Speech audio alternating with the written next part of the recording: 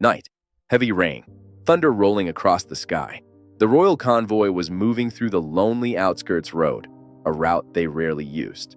But tonight, the palace insisted on secrecy.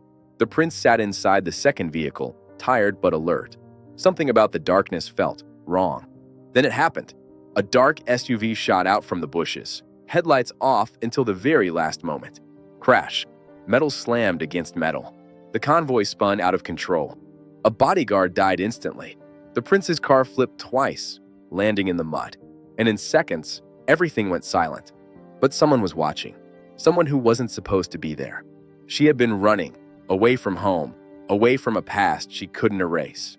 A simple village girl with nothing but a torn bag and a heart full of fear.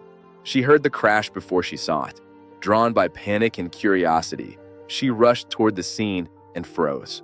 The royal crest, blood everywhere, unconscious guards. And then she saw him, the prince. He was alive, barely. Blood trickled down his forehead, his breathing shallow. She looked around. No one else had arrived yet. Something inside her, compassion, fear, instinct, made her move. She dragged him out of the wrecked vehicle with every ounce of strength she had, just moments before another vehicle approached the scene. Not rescue, not ambulance, not royal guards, men in black clothes. No insignia, no mercy. She hid with the prince behind a collapsed wall, holding her breath. One of the men whispered, "Check the bodies.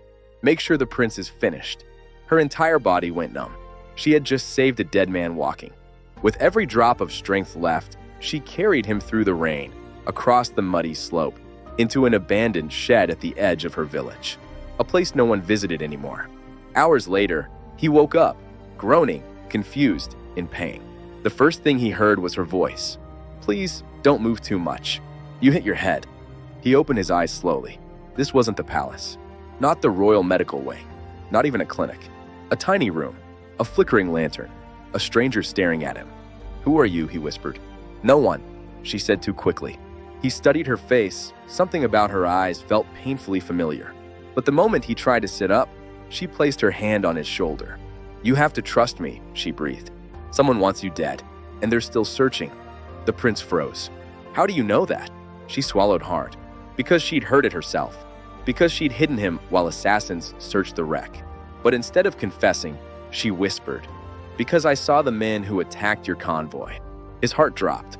He knew exactly what that meant. This wasn't an accident. It was treason. He tried to stand, but he staggered, almost falling. She caught him, her hands trembling. "You're not safe out there," she insisted. "You need to stay hidden until dawn." "Why are you helping me?" he asked. The girl froze. Why indeed? Why risk her life for a stranger? A prince she had never met. Or perhaps someone she had once known? She turned away. "You shouldn't ask questions you're not ready to hear." The prince was quiet for a moment. Then he stepped closer. "Your eyes," he whispered. "Why do they look like hers?" She stiffened instantly. Hers who? But he could see it. The panic, the fear, the secret buried deep. He wasn't wrong.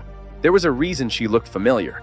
A reason she shouldn't look like anyone from the palace. Unless. She tried to leave the room, but he grabbed her wrist. Not roughly, not forcefully, but enough to stop her. She froze again. "Tell me," he said quietly. "Who are you really?" Her breath shook, because the truth she buried for years was clawing its way back to the surface. She looked him in the eyes, and for the first time, he saw it. The resemblance. The eyes. The tone of her skin. Even the shape of her face. Not identical, but close enough. Close enough to belong to someone from the palace. "I shouldn't exist," she whispered. Her voice broke. "My mother, she worked for your family. Before she died, she told me something. A secret she made me swear never to repeat." The prince's heart pounded. "What secret?" Her eyes filled with tears. "That I'm not just some village girl. A beat. I'm connected to the royal bloodline." The lantern flickered. The wind howled outside, and the world seemed to stop. Episode 1, end. To be continued in Episode 2.